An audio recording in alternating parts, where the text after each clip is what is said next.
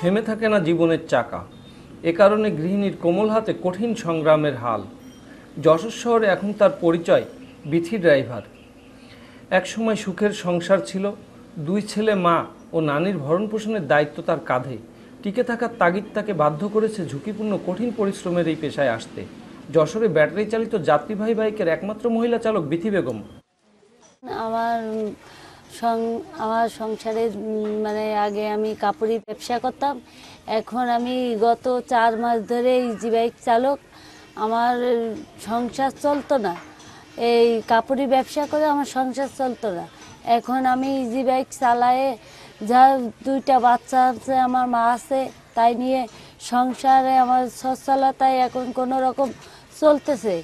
এখন আপনারা মানে আমার বাইরে কোনো সমস্যা হয় না, আমার বাইরে সবাই সহযোগিতা করে, সব ইজি বাইক চালকেরা আমার সহযোগিতা করে। 8 বছর আগে শ্রমজীবী স্বামী জুলফিকার আলী মারা যাওয়ার পর কপাল পড়ে বিথি। স্বামীর বাড়ির অর্থনৈতিক অবস্থাও দুর্বল, দ্বিতীয় সন্তান তখন তার গর্ভে। এ কারণে তিনি চলে আসেন তার মায়ের বাড়ি। দরিদ্র মায়ের পক্ষে সম্ভব হয়নি তারও সন্তানদের ভরণ পোষণের খরচ চালানো, তাই উপার্জনের জন্য পথে নামতে হয় বিথিকে। ফেরি করে কাপড় বিক্রি শুরু করেন তিনি। তাতে সংসার চালাতে না পেরে তিনি বাইক চালানোটাই বেছে নেন পেশা হিসাবে। আমি যশোর দরডানার থেকে নিউ মার্কেট এ ব্লক পর্যন্ত ইজি বাইকে করে আসছি।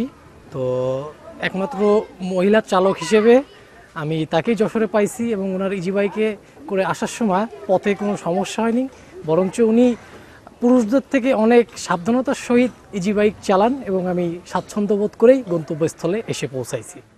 সংসারের খরচ চালাতে গত 4 মাস ভোর থেকে সন্ধ্যা পর্যন্ত বাইক চালাচ্ছেন তিনি।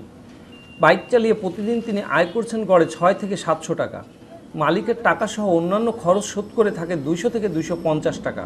তবে বাইকটি তার নিজস্ব হলে এতিম 2 সন্তান নিয়ে আরও স্বাচ্ছন্দ্যে জীবনযাপন করতে পারতেন তিনি।